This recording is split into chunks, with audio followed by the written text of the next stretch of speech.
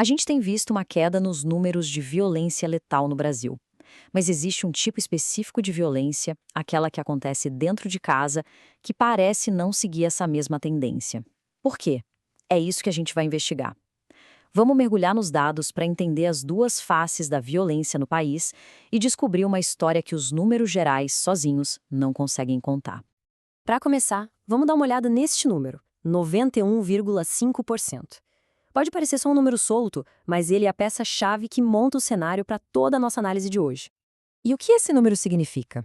Bom, essa é a proporção de vítimas de homicídio no Brasil que eram homens, só no ano de 2023. É uma margem esmagadora. Então, quando a gente olha a foto completa, não resta dúvida. Os homens são, de longe, as principais vítimas da violência letal no país. Só que essa estatística geral, embora seja um fato, acaba escondendo uma outra realidade. Uma realidade bem diferente, bem específica, que é a da violência direcionada às mulheres. É como se fossem duas histórias acontecendo ao mesmo tempo. E é exatamente aqui que a nossa análise começa a se aprofundar. E isso nos leva direto a um desafio bem prático. Como é que a gente consegue contar os feminicídios com precisão no meio desses números todos? O problema é que os dados oficiais de saúde, que são a principal fonte para esses relatórios, não fazem essa separação. Para eles, está tudo na mesma categoria de homicídio geral. Para contornar essa dificuldade, os pesquisadores usam uma ferramenta investigativa muito inteligente chamada variável proxy. Pensa nela como um atalho. Se não dá para medir algo diretamente, a gente usa outra coisa que está muito relacionada àquilo para chegar a uma estimativa bem próxima da realidade. E qual foi a proxy escolhida nesse caso? Uma bem específica: os homicídios de mulheres que acontecem dentro de casa. A lógica por trás disso é simples e se baseia nos próprios registros policiais, que mostram que a grande maioria dos feminicídios, ou seja, os assassinatos motivados por gênero, acontecem num ambiente doméstico. E agora, vamos ver como essa conta funciona na prática com os dados de 2023. Olha só. Primeiro, foram registrados 3.903 homicídios de mulheres no total. Segundo passo, aplica-se a proxy. 35% desses crimes ocorreram dentro de uma residência. E o resultado dessa conta nos dá uma estimativa de 1.370 feminicídios. E aqui vem o mais importante, a validação desse método. Essa estimativa de 35% é muito, mas muito próxima do que dizem os registros policiais oficiais. De acordo com a polícia, 37,3% dos homicídios de mulheres são feminicídios.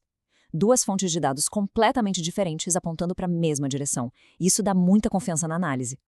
Ok, então agora que a gente entendeu como o feminicídio é estimado, podemos usar essa ferramenta para analisar as tendências. E o que a gente descobre é que, na verdade, existem duas histórias completamente diferentes sobre a violência contra as mulheres. E tudo depende de onde o crime acontece. De um lado, a gente tem a violência que acontece fora de casa, nas ruas. Essa, sim, está diminuindo, seguindo a melhora geral da segurança pública. Mas do outro lado, tem a violência íntima, doméstica, aquela que a gente mede com a nossa proxy, e essa é teimosamente persistente, ela quase não muda. E essa tabela aqui coloca os números nessa diferença toda. De 2018 a 2023, os homicídios em geral caíram 24%. Já os homicídios de mulheres caíram menos, só 18,6%.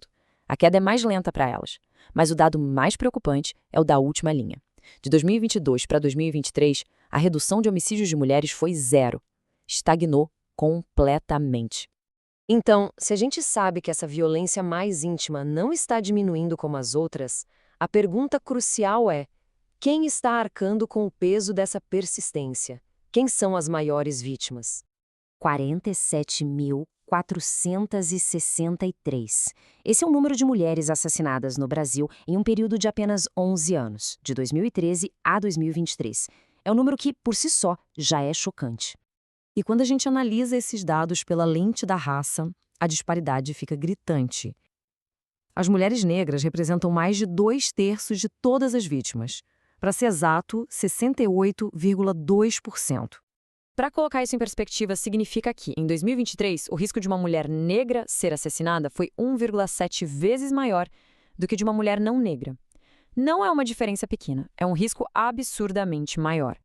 Bom, então vamos juntar todas as peças desse quebra-cabeça. Primeiro, os homens são, sim, a grande maioria das vítimas de homicídio. Segundo, o feminicídio é um problema diferente, persistente e que a gente consegue medir usando o local do crime como proxy. Terceiro, as políticas que reduzem a violência na rua não funcionam tão bem para a violência dentro de casa. E, por último, essa violência afeta de forma desproporcional as mulheres negras. E isso tudo nos deixa com uma pergunta final, que vai além dos dados. Uma pergunta que aponta para a raiz do problema. Se a violência, de modo geral, está caindo, por que justamente a forma mais íntima de violência, a que acontece dentro de casa, se recusa a diminuir?